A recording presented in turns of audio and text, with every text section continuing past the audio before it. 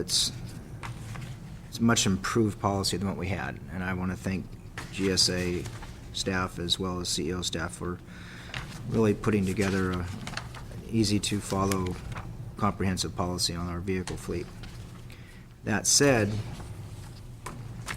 on vehicle allocation 1.6, the Board of Supervisors has delegated the responsibility to monitor and control the number of vehicles allocated to departments to the General Services Agency. And I just want to reaffirm from my perspective that has to be followed.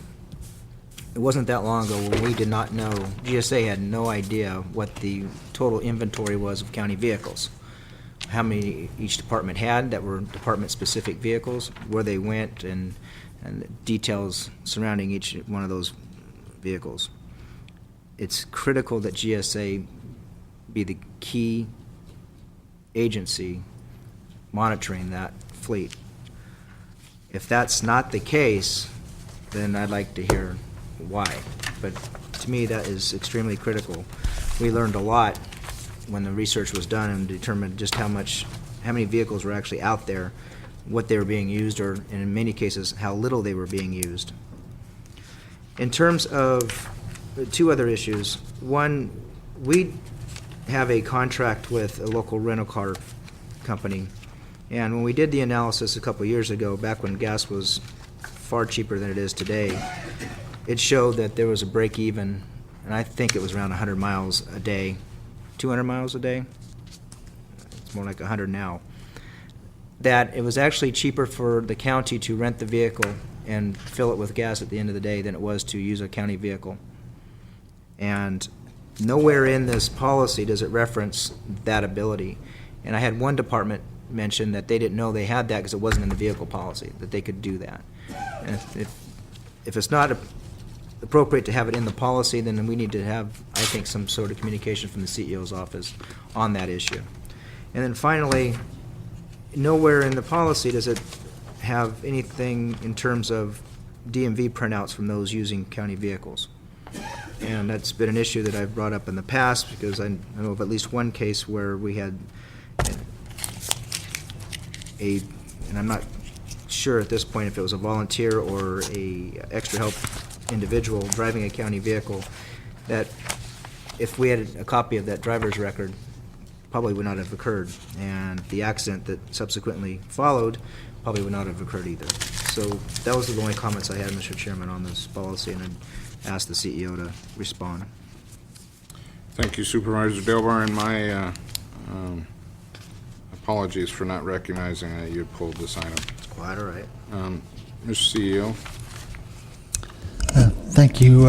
Recently, and I don't remember, I think it was within the last 2 months, the GSA agency did send out, at our request, a list to department heads explaining where the break-even was. We can reissue that memo again. I found it to be helpful, and other than the coordination of getting the enterprise vehicle down to you and getting the drop-off issues scheduled, I've used it twice myself when I analyze to see if it's cost-effective to be reimbursed per mile or to use a rental car. So we have done that.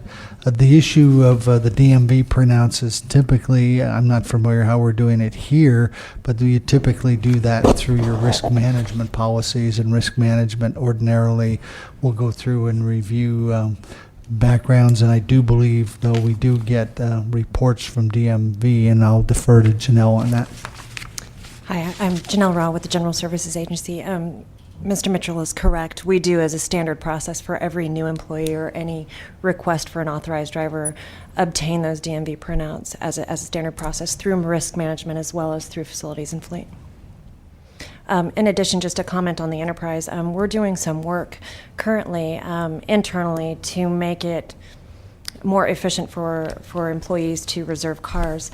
As a part of that process, we're going to expand the information about enterprise within that automated process so that they're able to determine whether or not it's more cost effective to utilize enterprise versus a standard pool car. And as prices increase, I know Mr. Garrison will concur, we're watching that, and we'll be working closely with enterprise to modify or enhance the use of those when it's more cost effective. Right, thank you. Supervisor Pinches. 2 points. One is this whole issue of renting cars. I guess if you don't have enough cars in your car pool, that's one issue. But it makes no sense to go out here and rent a car when there's a county car sitting there in the pool, because you're paying those expenses of that car anyway. So I hope that isn't occurring. That, where a county employee has the option of going and renting the car and the county paying for it, and leaving that car that's called already county owned in the car pool sitting there.